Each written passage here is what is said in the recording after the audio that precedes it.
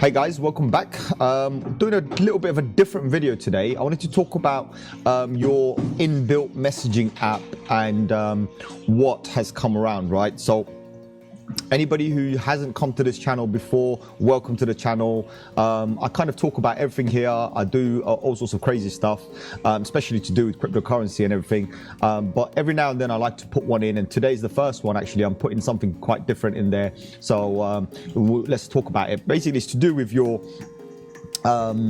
your messenger app, right? Your text message SMS app, and what kind of problems have arisen. So one of the things I've noticed recently, right? And so I was seeing some articles, and it was to do with what's happening between WhatsApp and Apple's new iMessage privacy update, right? And the situation I'm seeing right now, okay, and let me get rid of this quickly, right? The situation I'm seeing right now is, WhatsApp, one of the biggest messengers owned by Facebook. I don't know if you guys remember, it was bought for I think $40 million or something like that. I can't remember what it was, but it's a big messaging app. It was supposed to be privacy centered, means that, nobody can snoop in and do whatever. Obviously, since Facebook took it, they kind of used whatever technology these guys were using to spruce up their own iMessages, right? But one thing you have to understand is it's a closed app, means it's not an open source app. So God knows what's happening in the background. Clearly, Apple has seen something, and Apple's saying, well, no, you've got to be more privacy centered. So, we want our customers to have privacy, and we do this.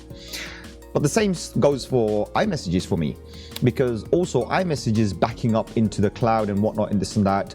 Obviously, it's going through Apple servers, so you don't know who's collecting what, right? So it's not really privacy centered, is it? Apart from the fact that you're going to be giving it certain permissions, right? But what if somebody wants to take a picture? You give a permission, right? Once you end up giving all the permissions, they've got full access again. Because you can't really use one of these modern day messaging app without giving the permissions. So that doesn't work for me either. Again, it's a closed app. It's not an open source app. So I've gone ahead, I've looked around, like myself, I've looked at a few different ones, and I've looked at, so I use iMessage every now and then, but I normally keep it on a deep sleep, right? So I only use it if I want to. So I've got hundreds of messages there, I won't even see them unless I've got to message somebody. So I'm not there, I'm not one of those guys like going on iMessage to do whatever on Facebook. I don't even use Facebook all the time. Only, I've automated it with certain things. So WhatsApp, currently I'm using it as a business line. It's very good, the API is very good, so it's connected to all the websites and everything. So I do use it as a business line, and that I don't really care who sees what, and whatever, doesn't matter. It's not my personal stuff, right? That's what's important. Here today we're trying to talk about personal privacy. So I went ahead, another privacy one is Telegram, which is very good. It is kind of open source. In fact, on Telegram, I actually took the open source code, modified it a little bit, and made myself a custom chat app for myself, right?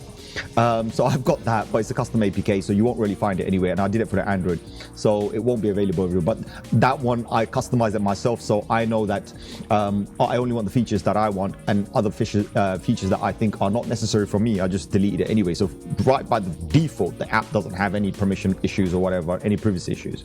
So that's my own custom thing. So then I'm looking around, and I'm thinking, well, hold on, there's another app that I downloaded years ago.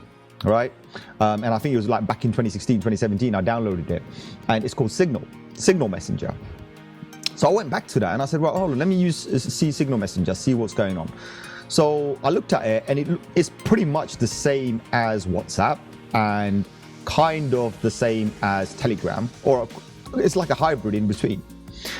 So then I said, let me see what else I could see. So I saw Google's app, which is very good. In fact, recently Samsung, so I use a Samsung, recently Samsung decided to upgrade their UI, their One UI or whatever, they upgraded it, and the message app has some more extra features. But again, they are collecting data, all right? I don't give them permission. I say, no, I don't want you to collect any anonymous data, and I bet you any money it's still going through their servers, so I'm not happy, right?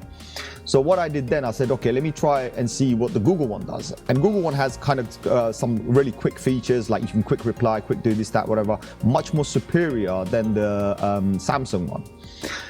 So I was using that for a little while, which is really good. I found it really easy to use. I deleted that, and I said, right, let me activate my Signal and see what Signal does. Now, what I've realized is if somebody wants to message me from Signal, then they have to use Signal, obviously, to use the Signal features.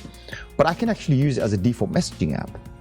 And I found that really good, because that means my messaging app now is more private, is more under my control to what I do. Obviously, I've given it permissions and this and that, but I know the code is open source. I've seen the code. It's on GitHub, right? You can go there, you can find the code, you can see it. There's no snooping around.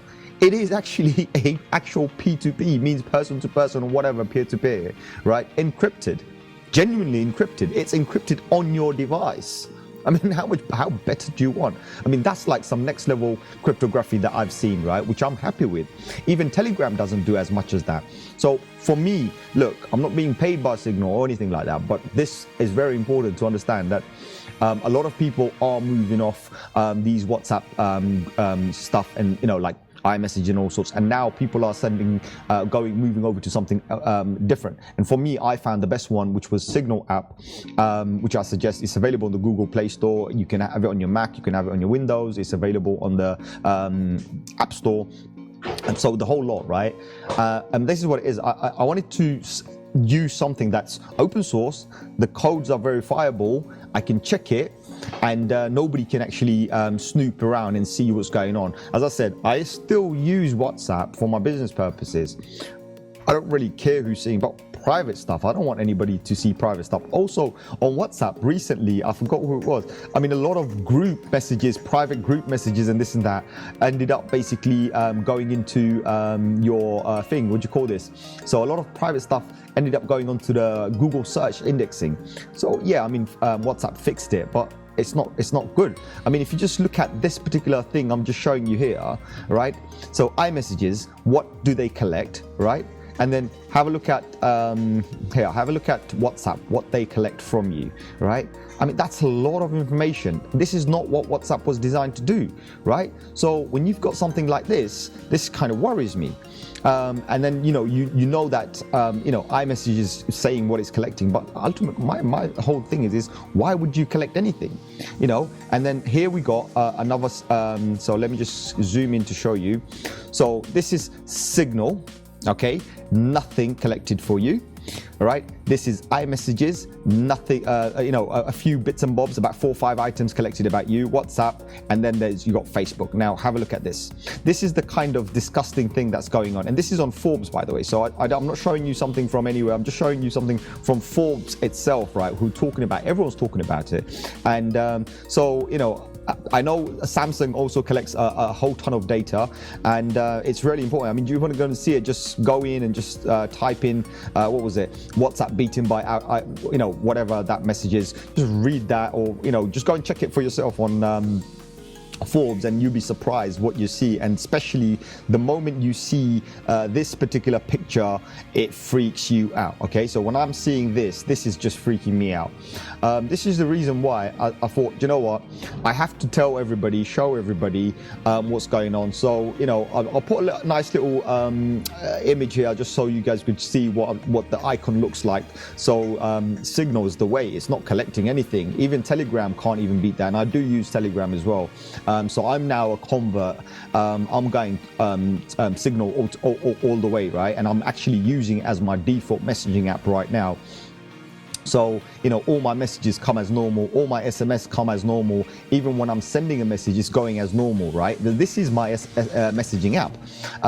The only difference is if you want to use Signal's privacy features, then the other person also has to have Signal as well, right?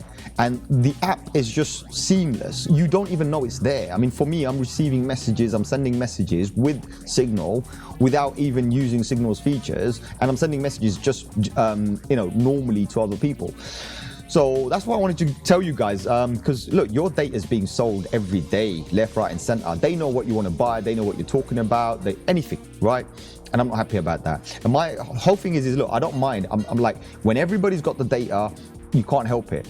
But I'm not willing to give it to one party. And right now, what Apple triggered me to do and to see basically was that they don't want Facebook to have it, fine. Google doesn't want anyone to have it, fine. But Apple wants to keep it to themselves. Samsung wants to keep it to themselves. Everybody wants the data. They're fighting. In fact, Facebook just took or is taking Apple to courts basically regarding this whole thing, where this battle, you know, regarding data. I mean, how sick is that? They're fighting each other for your and my data. You pay, I pay, whatever phone you buy, Samsung or Apple, you know, all the flagship phones, more than £1,000 a phone. We pay money to buy that phone only so that they can make more money off us through our data that they collect. You know, think about it, it's disgusting. So I'm not prepared to give that anymore. I already paid for my bloody device, and everything in that device should be mine, full stop. So that's how I want to keep it, and then we just carry on from there. And hopefully I'm going to catch you guys on the next one.